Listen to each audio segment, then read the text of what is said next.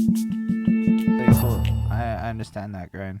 I started writing poems in high school. They were less cool than yours, I'm sure, but like, there's totally. Mine, I mean, they were pretty depressing, to do be you honest. remember any? Did you have like a high school poem you could bust a little one two on? Oh my God, are you kidding me? I'm 35, bro. Like, I don't remember anything. I do still have my agendas. And if I was more prepared and if I really thought You that know would have what? mattered, I would have had them nearby. Maybe we'll do like an intermission and I'll grab what I Nah, can. it's cool. We'll save it for part two. I ask it Yeah, because you know what? One in like yeah, five people can do it, and I'm like, you know what? That's yeah. a good enough statistic to see if people can do it. Yeah, well, if you asked me 10 years ago, maybe, because, but No, but that's cool. there is one, there's two that really stood out to me. One's really crazy. Anyway, one was called The Jewel. And I don't remember it front to back. There was like four stanzas. Don't remember them. But one thing I do remember, and I used to have, it mattered to me, bro. Like this was my first life purpose, as far as I was concerned, was to be a writer, and it was hella therapeutic for me. So I was dropping gems, and I remember because I'd read them back years later and be like, "What the hell did you know when you were 14?" But yo, that line right there is crazy. So I was like, "Put that in a song later, like, or let people know, like, put this on display. Let people know that you were like 13 when you wrote this." And I used to date my stuff too. Very important to date your poetry. Woo! So, or your Big writing in facts. general. So, I remember writing in that The Jewel. It was like, oh yeah, there was a couple things I remember. It was like, instead of crying in a tissue, cry on paper. And I'm using the metaphor, right? But I was like, if you cry in tissue, you throw it away and you forget the reason why you were crying.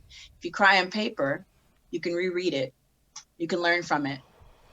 There was, and it rhymed, it was really cool. There was something else in there that was like, people admire those who have sinned and changed rather than those who have stayed the same. And that was Yo. basically saying, like, people like to hear that you went through some stuff, that you weren't perfect, that you weren't even a nice person. They love to see the transition because it gives them hope that there's, Holy you shit. That's can make a big. change. You don't have to be the way you are and stay stuck the way you are. Yeah, and also it was kind of like my resentment towards those who didn't really have a rough childhood. It's like, what do you have to say? Nothing. Let me hear the person who went through some stuff. I want to hear what they have to say. So that was already like me kind of placing myself and finding my identity as a writer. Like, what kind of writer are you? I'm like a Shakespeare. I talk about the tragedy and then I make that shit sound poetic. And Yo, you might learn from it. on So the real, I love if it what you heals just said you, there. great. Yo, your like bars from your youth resonated so heavy with me because I came to like so I came to a similar epiphany through these Christian books that my dad gave me to try to make me less of a sinner or some shit. Like The Cross and the Switchblade and these books like that. And they would basically tell these stories of martyr. So there would always be these troubled kids involved in Yeah. like gang life and all this wild shit that sounds real fun. Yeah. I'm sorry, but wild shit sounds real fun when you're 14. Yeah, And for then sure. the story always just kind of migrated into and then he met Jesus and his life got redeemed and Yeah. all good in the hood, baby. But it also made me realize, hold the fuck up.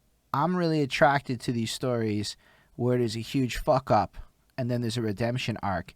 And it's been like a consistent theme of my life is a redemption Yeah. arc. And I love that Yes. shit. I was like Yes. trash The and I'm not tragedy trash now and you and the know? triumph. Right. That's Tragedy and the triumph. Yo, it's Right. big facts. Yo, if y'all are really not paying attention to this is like we're talking star level how to like create some shit in your life. That's all I'm trying to say. So thanks for the knowledge nuggets.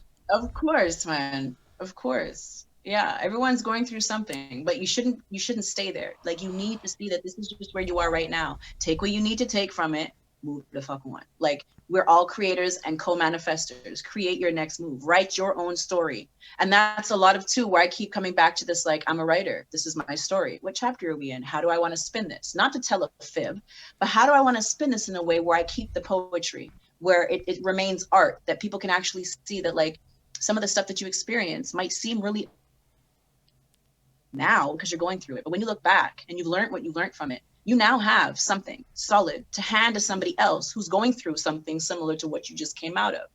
And that was my way of like, it was self therapy. I didn't go to therapy, and maybe I should have. Maybe if, my family had understood exactly what was going on, they would have said, hey, let's put her in therapy. But I actually spoke really briefly to a therapist who said, do you have any hobbies? And I said, well, I like writing poetry. Okay, next time we meet up, bring some of your poetry. Cool. So I show up with my fancy book and the drawings and the sketches and the purple ink and stuff.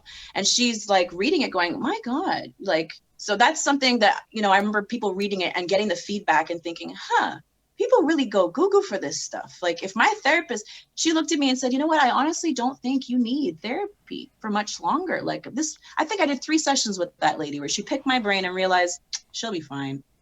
I was like, really? She's like, you have poetry and you just don't stop writing. Same thing, my English teacher, Natasha, never stopped writing. And I was like, okay, I can't. I'd write like 5 poems a day. I'd be writing in class, sidetracked, pouring out my emotions on paper, and it's like, that was my life. For a long time, it was my life. So That's fresh.